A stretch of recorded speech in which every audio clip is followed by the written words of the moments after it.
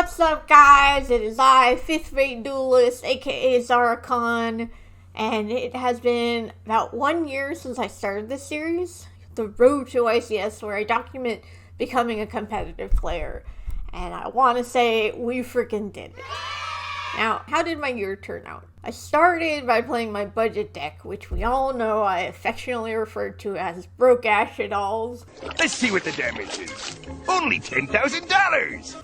And I entered online tournaments and remote duel tournaments, frequently came in last, if not close to last place. Then I came in 6th, then I came in 5th, then I came in 2nd, and ultimately I won locals, which I was very, very, very proud of at the time. And 6 months into the journey, I decided to learn Drytron. Now, previously, and I did mention it on this series, I thought I was incapable of learning a combo deck. I thought it was too difficult for me to do, but for some reason I was really attracted to Drytron. I mean that platonically. Let me just make that clear. I was attracted platonically to Drytrons, and I also started to get coaching from Cody Angeloff, the current national champion, who told me that anyone can learn any deck, and he encouraged me to try. So I got the cards, and I sat on a plane and practiced Drytron combos for 6 hours. Then I got 2nd place at my first regional size event.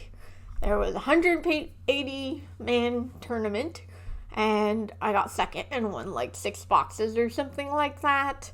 And then I won locals a bunch of times, and I got a lot of prizing, and I even got 2nd place in a sketchy cash tourney that I won $300 in, and we're just not going to talk about it. But all I can say is hella stonks. I'm so not cool. I also started a podcast where I interviewed pro players from all over the world and NBT to learn how to get even better at the game.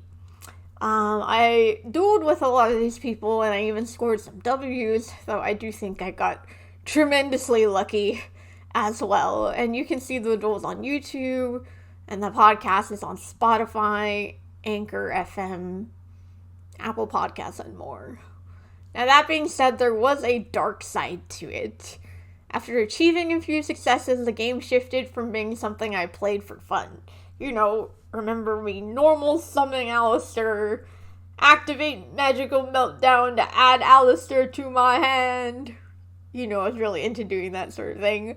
But then I became very serious when I played. Like, very serious. And when I didn't win, I would get upset. And I started to change in ways that I couldn't really understand. I feel like there's a really good Star Wars or Lord of the Rings reference about falling to the darkness, so we'll see if my editor can find it. Cast it into the fire!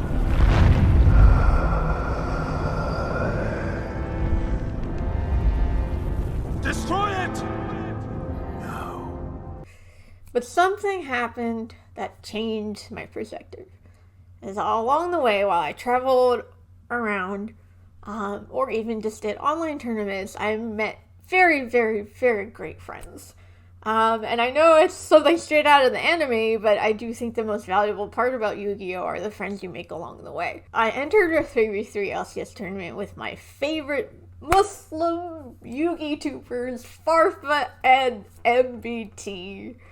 And please no one tell Farfa that he was the 8th person I asked to be on my team, and the only person who said yes. Yeah, we did terribly. I played Fluffles, MBT played like Kraken Control or something like that. And like, I was so burnt out on competitive Yu-Gi-Oh! That I told MBT and Farfa, like, oh, I picked you guys because you guys are the least competitive people I know. Just kidding. But, you know, we lost. We went 0-3 drop. At the LCS, we did terribly. None of us had ever done that badly in a tournament before, but, you know, we freaking did it.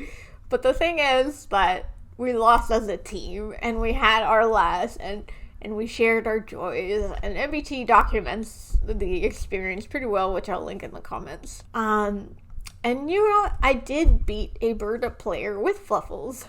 And that's a victory to me, because that Fluffle player had to look himself in the mirror after realizing he just lost to a stuffed animal deck. That is the type of win I care about. I don't know, I guess that kind of taught me that, like, you know, losing is just part of the game, like, and losing can be really fun if you're having a good time with your friends.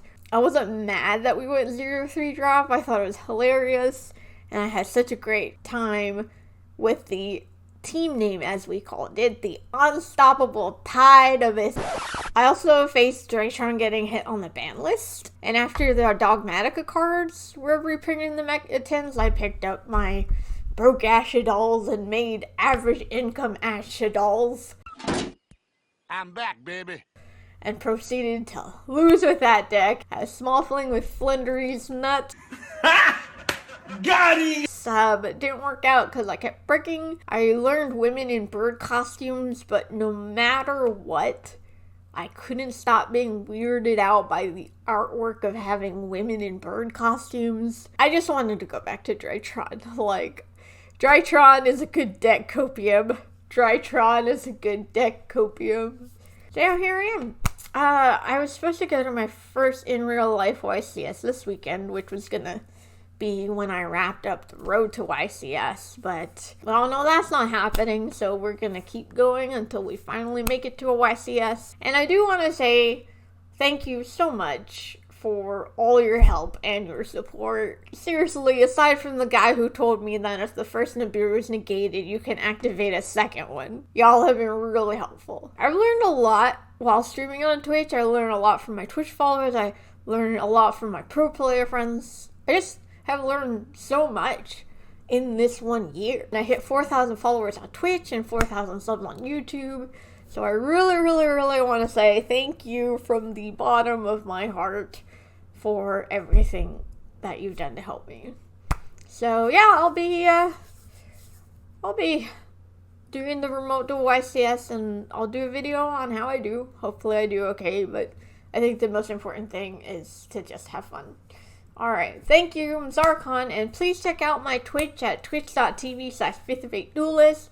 I stream on Thursdays at 6 p.m. PST and Saturday at 1 p.m. PST. Alright, thank you, bye-bye.